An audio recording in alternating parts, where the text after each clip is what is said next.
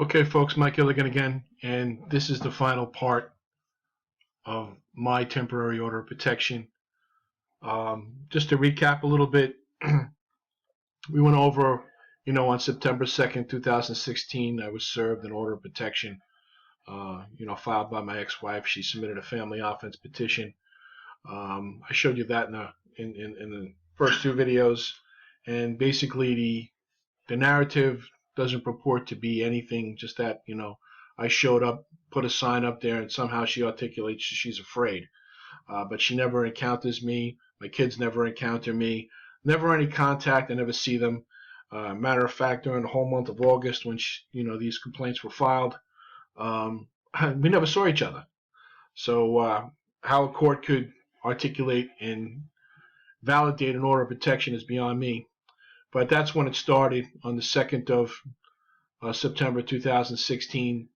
For 7 months, I'm further alienated, this time by court order, from my children, and I miss out on all kinds of events, both my son's birthdays in September and February, Christmas, Thanksgiving, New Year's, Halloween, any other event in between, school events, graduation, I miss out on because my ex-wife, Debbie Gilligan, wants to keep me away from my children, and at all cost, and she's now used the court to do it, and Mike Gilligan is not having it, and he doesn't trust the system.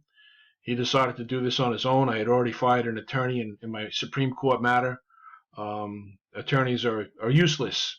You're as good as where your file is, and if you ever go hire an attorney, and you have an active case with them, you go to their office, you find out your file is on the floor next to the secretary in the office, and that's how good you are to them. You know what I mean? And with all the other clients that they have, you're as good as the file on the floor, and that's the way it's. My mother puts it to me, and it's the exact truth. And these people, lawyers, they're not our friends. They are friends of the court. The court comes first. The business of the court is primary, and this is what's important in the scheme of things. And they do this at the same time trying to appear legitimate and authentic, and they're not. They are not. It's bogus. They'll sell you. I've had attorneys tell me, this last one I fired, I'm gonna body slam her. Yeah, well, after a while, I was telling her, I says, we're getting body slammed. What's going on? And it's a sham. It's a joke. It's all about them and helping them and their families make money through our pockets, through our bank accounts, through our assets that they go after. These are things that are just the truth, and if it's not the truth, feel free to comment and let me know it's not the truth, and tell me what you think your truth is compared to mine. But in challenging this, I filed two motions, two orders to show cause, and they both revolve around subject matter. Judge Spinner, Jeffrey Arlen Spinner, in Family Court, Suffolk County, Part 33. He never tells me what the nature or the cause of action is that Mrs. Gilligan is bringing me into court for. Never tells me the subject matter. What is it? Is it harassment? Is it stalking like she claims? Is it trespass? What is it? What did I do? What is it that that you need to summons me into court and basically hold me accountable to? And there was nothing. In challenging this, Judge Spinner, basically in his replies to me and the denials of those orders to show cause, he tells me basically I'm ineffective, I'm not an attorney, you need to hire an attorney because that's the only way I'm going to listen to you. That's basically what he was telling me. And he never expected that to happen, because it probably never happens to him, because an attorney is not going to do that for you. As a matter of fact, if I were to do this over, would probably, between the time I got served and the time of my arraignment period, I would have filed. If it would have happened to me again, I would file in order to show cause right away, and to let the court know that I'm not going to enter your courtroom and play your game.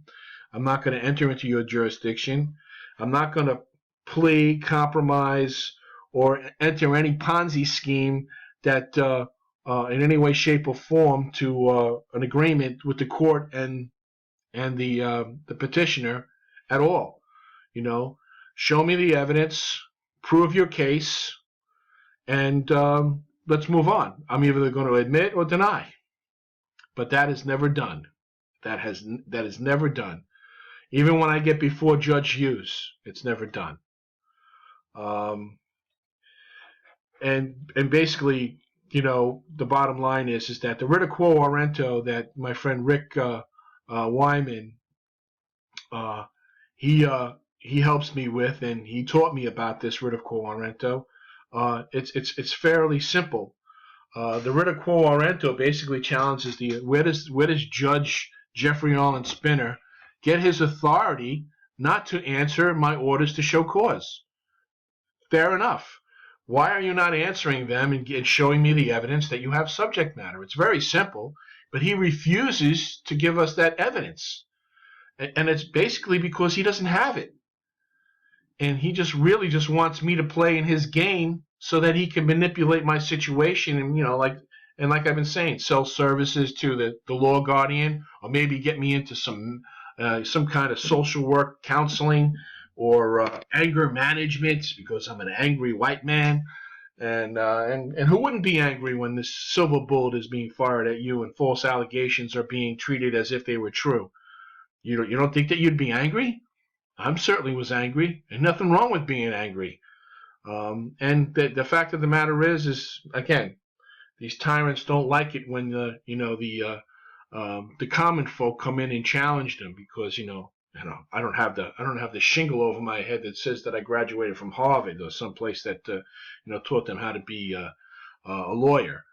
But the writ of quo warranto puts boxes, as Rick would say, Judge Jeffrey Arlen Spinner in a corner, and now he's vulnerable to lawsuit, because he knows he doesn't have subject matter. So now, in order to answer it out, he's got to pass it to his buddy, another family court judge, Matthew Hughes, and we have to go to a hearing. And the hearing doesn't take place till February 28th. Between September 2nd and February 28th, there's all kinds of games being played, adjournments. And understand this, folks, these people are not your friends. If you challenge them, they're going to do all that they can to dissuade you, and that's adjourn, postpone, and it's all to get you pissed off. It was I think, to get me pissed off to violate it, and maybe they think that after I violated, they'd have me by the short hairs, but I believe there's a way to attack it that way too. The bottom line is that they prefer me to kill myself. That's what they'd really like, and basically that's what the court does. They try to wear you out. It's their game. They're going to tell you how things are going to be, and like I said from the beginning, I'm present before the court under duress. I don't want the benefit of this court. You asked me to come to this court, otherwise you may arrest me. And why? That's the whole thing. And you have to challenge these things and have it on the record in the court. You have to directly say to them, I don't wish to be here, sir. You asked me to come here by this summons, which is an invitation somehow, and apparently if I don't come, I may be arrested, and that if I don't show up, on the bottom it says that you could proceed without me, and then this thing could be, I could have a year or a longer order of protection and keep me away from my kids. Totally nonsense. So, we're kind of boxed in too because we have to go in and answer it, but, they never expect me to come in as a common man and answer it the way a common sense person would.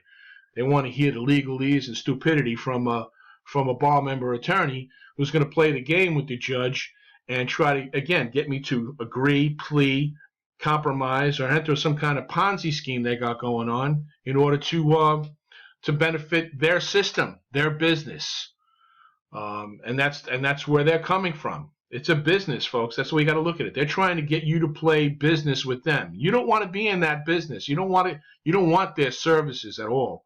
That's me. Maybe you want their services, but I know that I don't want their services, and I know there's a lot of people like me who don't want their services. And the reason why I'm doing this video is, one, to help me not be so angry, and to inform and maybe give some direction to people on how to take care of their own business, their own affairs, without having to hire an attorney for $350 to $600 an hour, because that's the going rate here in Long Island. It's really up in close to $1,000 an hour. And these guys aren't doing anything. They hire as secretaries in their office, and they're filling in the blank motion papers, and then submitting it to court.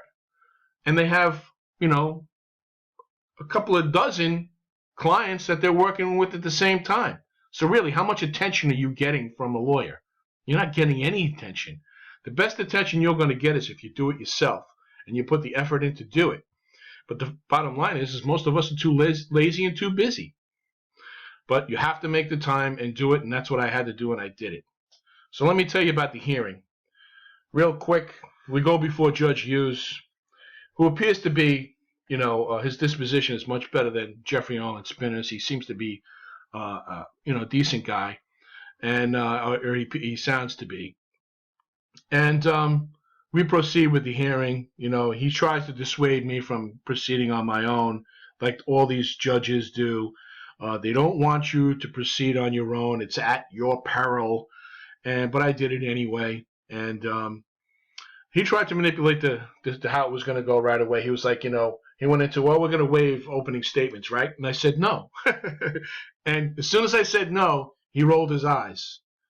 They don't want me to say things in court that'll put the case in jeopardy. And I wound up saying exactly what I needed to say, what's the subject matter here? It's never been shown to me. Mrs. Gilligan purports to be, injured or harmed in some way or scared. And, what's the nature of it? And the bottom line is that we had 2 police officers respond on 2 dates that Mrs. Gilligan called them, and they report no offense committed. How is it that, these 2 law enforcement officers, they're accounting for what happened? Why wasn't that considered on September 2nd, 2016, as evidence to that nothing's going on? Why did this, why was it stamped a valid, for an order of protection, when you had 2 law enforcement officers indicating that there's no offense? Doesn't make any sense. And and the guy talking to you right now is a retired policeman with the NYPD, 24 years experience. I dealt with this all the time, but again, it's about business. And we get into this trial, and basically, they try to present their case. Now, my ex has an attorney there, a woman by the name of Jessica Sparacino. And the last name of this woman is the same as my ex's maiden name. Her maiden name is Sparacino. And basically, Miss Sparacino tries to portray me as some guy that just doesn't want to see his kids anymore, which is, can't be further from the truth. And none of what she talks about in the beginning, it's all about putting me down. And none of it holds any weight, and none of it is factual. None of it is evidence towards what we're there for. And that's basically, this order of protection. Why should it be substantiated? Why should it be carried forward now and for Mrs. Gilligan to obtain a full order of protection against me? And basically it gets down to where, Mrs. Gilligan is called to the stand. She's asked questions by her attorney, and it's nonsense. And basically when I get to go up there and I get to direct questions at my ex, it basically revolves around the month of August, and I'm directing questions at her. Did you ever see me? Did you see me the date in question? And basically I was able to prove that there's no way in hell that Mrs. Gilligan can articulate that she's afraid of me, because she never came in contact with me. And the fact of the matter is, at one point I asked, were you threatened by these signs that were on the left on the property? And she goes, no. So again, and based on her own testimony and basically the frivolous nature of the whole thing, Judge Hughes, at the end of the day on February 28th, 2017, vacates the order of protection. And you have to understand this hearing was held for one reason, and that was to protect Jeffrey Arlen Spinner. Because at one point in the middle of this hearing, I verbally requested that the matter be dismissed based on no subject matter, and he came back and said that the verbal motion was denied, and basically because the Family Court Act says that his court has jurisdiction, and because me and Mrs. Gilligan were formally married, which is a lot of horse shit. Yeah, that gives him the right to hear the case, but the subject matter goes to what occurred, and you have to have evidence to subject matter. You have to have substantial evidence for subject matter, even though in this court, this kangaroo court, quite frankly, they're going by a standard of preponderance of, and preponderance of is like they only have to have 51%, just over 50% of evidence to to say that a matter it can be heard in the court, the matter can be heard, and they don't even have that, and the standard is poor. You can basically basically lie, which which is what the silver bullet is, and get the order of protection. And this preponderance of evidence is not a good standard. It should be clear and convincing, especially when people's rights are involved. And I'm one of thousands of men and women who are being hampered with these orders of protection. Hampered. I mean, it's and our children are being hurt by it. You know what I mean? Basically, they're forcing me to stay away from my children. But something really needs to be done about the way the process is. And I don't want to be further too long-winded here, but the bottom line is that on 4 o'clock in the afternoon on the 28th of February, the petition is vacated. It was a win for me, but it was at a cost. It was at a cost to my 2 sons. And I have some stuff here that I like to show you. This is what Mrs. Gilligan is afraid of. Stuff like this. Is William tell William doing things like this with my son. Wow. Killing the bag. Went through. See that? And stuff like that. Stuff like, where was the other one? Stuff like this.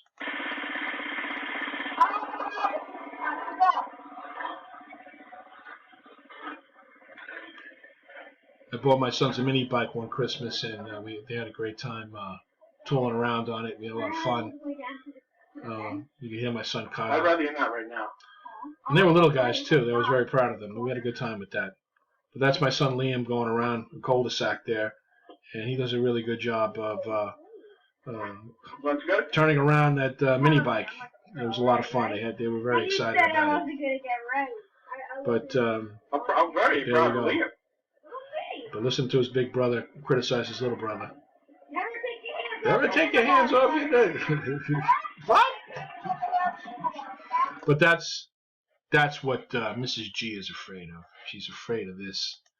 And this here is a card that I had created, and for my sons. And this is out in Mirror Lake, Utah. I don't know if you remember the saying in Braveheart, where little William Wallace was at his father's deathbed, and he was being displayed, and the ghost of his father says to him, "Your heart is free. Have the courage to follow it." And that's basically my message to my kids. They have to have the courage to follow their hearts, to have what they're naturally born and deserve, and that's 2 loving parents and and a loving father. You know what I mean? And but this is what we're up against in this country. We have people out here using us, as business commodities. And it's got to stop. And again, if I were to do this over, because this was a learning experience for me, number one, I'd do all the best I could not to be served. And if they sent me something in the mail, I'd return it to sender, and I'd send it certified, and so I get a receipt that they got it back. And I would make it very difficult for them to serve me. And but if they did serve me, when I appear in court, you know, I would definitely file a motion before my first appearance, or this arraignment that they call it. After that, in my appearance, I'd be telling the court I don't want the benefit of that of the court in family court, and I don't consent to be there. I don't wish to enter in any agreement, Ponzi schemes, plea bargains in any way, shape, or form. Let's have a hearing tomorrow. That's what you want, because they want to contract you into some kind of agreement. They want you to do a refrain from, or and they want to be able to control people. And they do this. They want to send you to anger management. They want you to send you to friends of the court, and so that they could help their friends get paid. At our expense, or at the state, or or through federal funding. That's what it's all about. And it's all about keeping Mike Gilligan a non-custodial parent, and making sure I understand that that I got to be a good boy and make sure you pay your child support. It's unfortunate you can't see your kids, but the money is more important than your raising your children, and that's basically the way the system is. And um, that's it really, basically. I could talk about this forever. It's such a horrible system. The United States of America, the best court system in the world. It's a lot of nonsense, a lot of bullshit. It's a lot of hype and campaign and propaganda. It's broken, and we have people in it that are willing to use other people to help them and their families make money. If you're getting divorced, don't go to family court. Get your divorce in Supreme Court. Try to mediate your problem, and stay out of family court. Don't give them any business. And again, attack them. You have to attack them. And if you attack them with an attorney, hopefully that attorney agrees with me and he challenges jurisdiction.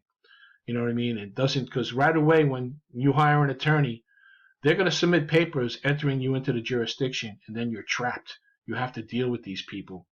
You don't want to be involved in their court system, and having, like I say, having to compromise or plead to something. You don't want to be in that position. So, that's basically it. Stay out of the system, and hopefully this helps somebody. It certainly does help me. All I'm trying to do is help myself, and unfortunately, I have to expose my ex-wife. Because she don't want to talk to me. I have to find out about things that happen to my kids months after they happen, and it's a horror show.